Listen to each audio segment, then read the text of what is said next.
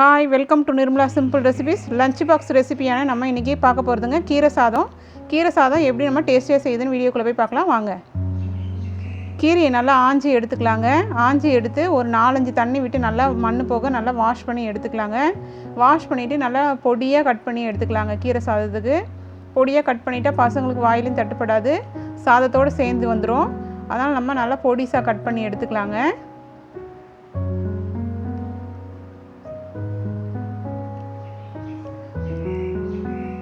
அது கூடவே நம்ம ஒரு பெரிய சைஸ் வெங்காயம் எடுத்துருக்கேங்க. ஒரு வெங்காயம் எடுத்து நான் பொடியாக கட் பண்ணி வச்சுருக்கேன்.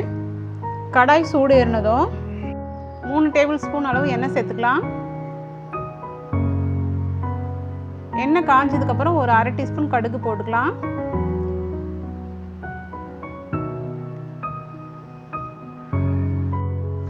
நாலு காஞ்ச மிளகாய் நம்ம கிள்ளி போட்டுக்கலாம். 4-5 பல்லு பூண்டு எடுத்து தட்டி வச்சுருக்கேங்க. இப்போ வெங்காயம் சேர்த்துடலாம்.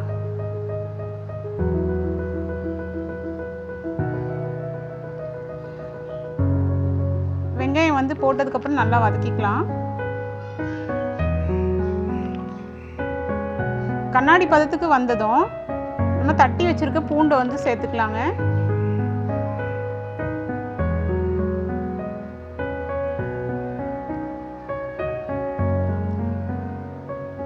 நல்லா வதக்கினதுக்கப்புறம் நல்லா வதக்கி கொடுங்க.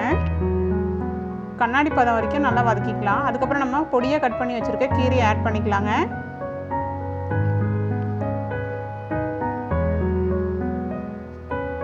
நம்ம கீரையில் தண்ணி சேர்க்கக்கூடாதுங்க. எப்போவும் கீரையில் இருக்க தண்ணியே போதுமானது. அப்படியே நம்ம பெரட்டி விட்டுடலாம். அதில் இருக்க தண்ணியிலே நல்லா வெந்துருங்க. லைட்டாக மஞ்சள் பொடி போட்டுட்டு உப்பு சேர்த்துக்கிறேங்க. தேவையான அளவு நம்ம சாதத்துக்கு ஏற்ற மாதிரி உப்பு சேர்த்துக்கலாங்க. தேவையான அளவு உப்பு போட்டுக்கலாம். எவ்வளோ சாதம் கலர போகிறோன்றதை வந்து நம்ம வச்சு அதுக்கு தகுந்த மாதிரி உப்பு போட்டுக்கலாங்க. நல்லா மிக்ஸ் பண்ணிவிடுங்க. இப்போ நான் சும்மா ஒரு 2 நிமிஷம் வந்து 2 மினிட்ஸ் மட்டும் நான் வந்து பிளேட் போட்டு மூடிடுறேங்க.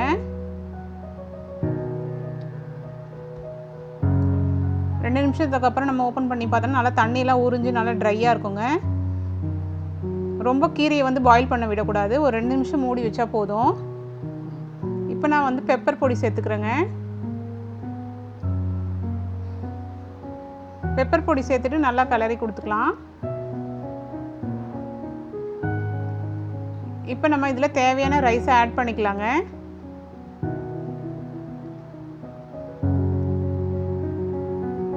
இந்த கீரை சாதம் வந்து பார்த்திங்கன்னா ரத்த சோகை உடையவங்க வந்து நல்லா ஒரு வாரத்துக்கு 2-3 வாட்டி சாப்பிட்டாலே போதுங்க. அதெல்லாம் சரியாயிடும். குழந்தைங்களுக்கு ஹெல்த்தியான டிஷ்ஷும் கூட.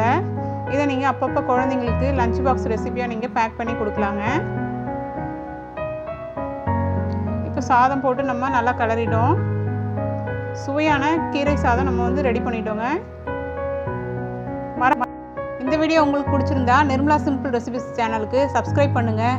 பெல் பட்டனை கிளிக் பண்ணுங்கள். கமெண்ட் பண்ணுங்கள். ஷேர் பண்ணுங்கள். தேங்க்யூ. நெக்ஸ்ட் அடுத்த ஹெல்த்தியான ரெசிபிஸோடு நம்ம மீட் பண்ணுவோம். பாய்.